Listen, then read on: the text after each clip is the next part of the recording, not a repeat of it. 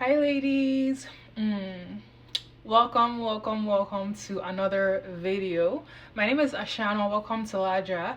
This is a space, a community I am cultivating that helps women transition from chaos to calm wealth through self-maintenance, feminine-led identity, and expensive energy principles. If that sounds like something you are interested in or you resonate with, I encourage you to subscribe, join my community, and peruse the videos on my channel. Today's video is going to be a story time and lessons I learned from this experience. I'm going to be sharing about what my first car taught me about being cheap. So you all know that I talk a lot on my channel on the woes of being cheap or labeling yourself as cheap or low maintenance. I wasn't someone who was the way that I am today. I started from, I won't say humble beginnings, but I definitely started not at the most elite or most opulent space when I finished working when I finished and graduated college. So, my first car, which was my dream car, was a Toyota Prius. It was a 2007 silver Toyota Prius. I laid my eyes on that car while I was in college and I was like, that's my car. That's going to be my first car after I graduate. I didn't know how I was going to get it. I didn't know where money was going to come from, but I just knew that that car was going to be mine. Fast forward to me graduating from college, I moved to Charlotte, North Carolina to work my first job. When I tell you I had no money in the bank, to the point where I didn't even have enough to pay for my car registration. I had just closed on my Toyota Prius, which, by the way, I was completely scammed, and which leads me to my first lesson, and that is my people perish from a lack of knowledge. And being cheap is actually expensive. So of course I was on a budget. I didn't want to spend money on cars because I was someone who was like, I don't want to spend money on cars. I don't like putting my money there. And honestly, I still don't. I'm not the biggest car lady and whatnot. I'm not like car crazy, I would say. But I think I took it to the extreme and I just went for the cheapest thing that I could get. And that actually cost me because within a week, that car broke down. The engine went out because it was a 2007 Toyota Prius and I bought it in 2017. So I bought a 10-year-old car, pre-owned. It was overpriced, and because I had poor credit, I paid a stupid amount on interest. I think it was like 19 or 20% interest on my auto loan. My parents gave me money, God bless them, to put towards the down payment. I think it was like $3,000 or $4,000, and I started having car payments. I did not have money to register my car, and this is actually a miracle. I was at the DMV and they told me, okay, you need this amount to register your car with the state. And I remember seeing that I literally had zero money. It was a Saturday. I hadn't started work yet. I had no money. I called my brother, called my parents. They were all like, oh, even if they were to send me money, it would not arrive in time for me starting work on Monday, essentially. So I was stranded and I did not know where this money was going to come from, you all. And of course, if you don't register your car, then you can't drive it legally in the US. So when I tell you that I walked outside the DMV, I don't know if people were like hearing me saying that I didn't have the money and if I could extend it, and they were like, yes, you can, but you can't take your car with you. And so I literally walked outside. My brother was with me and can testify to this story. I walked out to my car, and right by the side of the driver's seat was $5 bills on the floor. I promise you, this is not a game. This is not a joke. This is a true story. And I looked around. There were no cars parked by me. I didn't know anyone there. I didn't know anyone who would want to give me the money. And I was basically in crisis at that point. And when I saw this money, I was like, okay, let me just give it like 20 minutes. And I was like, I called my brother and I was like, hey, come see this. And I was like, can you see the money on the floor next to my my driver's seat? And he's like, yeah. And he was like, what are you going to do with it? And I was like, I don't know. And he was like, take it. So I literally took the money. I took the money on the floor, and that was how I paid for my car title.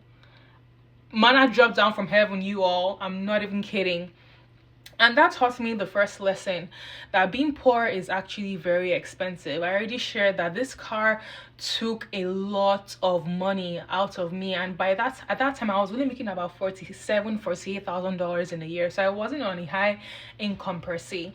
And because I don't have any regrets buying this car, because baby, when I tell you, it was still my dream car, because I was driving the car I wanted, but it was just very old and very beat up and very poorly maintained, and I overpaid for the car.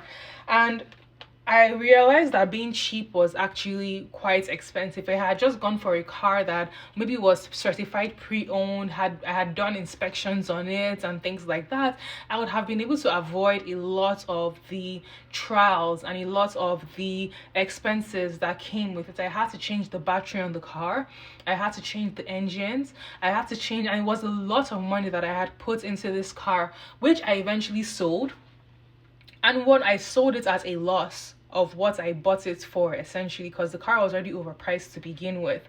But I don't have any regrets, and that was my first lesson that my car taught me about money, is the fact that my people perish for a lack of knowledge. I didn't know the importance of credit at that point in time. My parents didn't teach me, because they were knowledgeable about the Nigerian system, but they were not knowledgeable about the American system. And that's how I got exposed to the importance of credit, how to build your credit, and how to maintain a good credit score so that you are available to better opportunities with banks and lenders.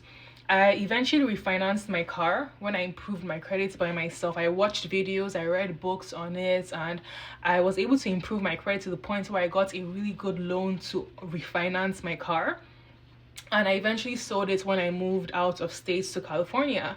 So I don't have any regrets. Yes, I sold it at a loss, and I still had to pay off the loan by myself. I think I had about $2,000 left on the loan, so it wasn't that much money, but it still sucked having to pay off your car at a loss, less than what you actually purchased it for. So that was a very expensive lesson.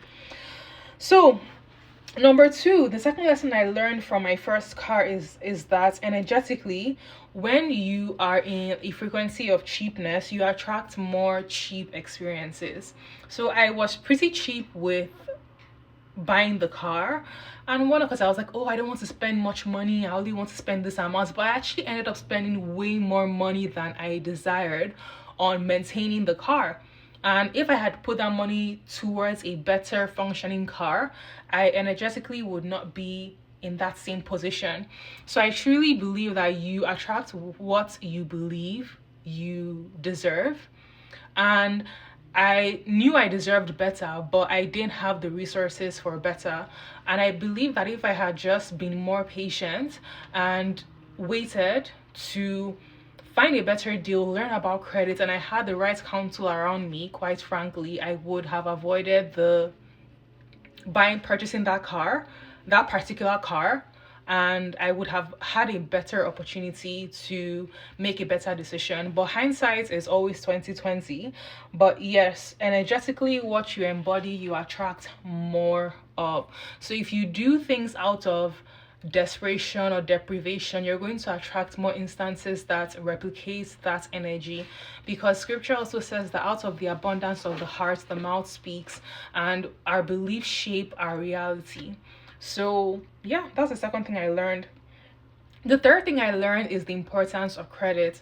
I previously said that I had no credit. Not that I had poor credit, but I had no credit.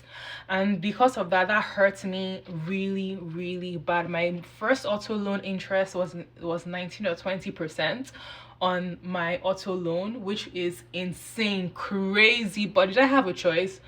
I guess maybe I did, but I didn't. Baby, when I tell you, the math wasn't mathing for me. I knew it was bad, but I didn't realize how bad it was until I saw that there were actually better rates out there on auto loans. So I did the work to be able to improve my credit over time. I think it took me about a year or so.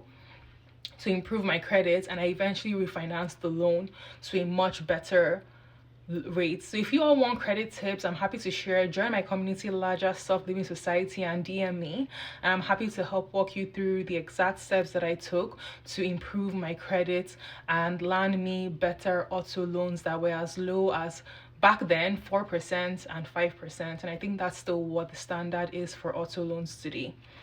So, credit is important. Don't sleep on it as a woman, and guard your credit score jealously.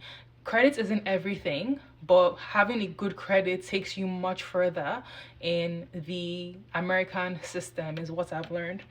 And last but not the least is that manifestation is real. I spoke having this car into reality. I didn't buy this car one time, I bought it twice. That's how much I loved the Toyota Prius.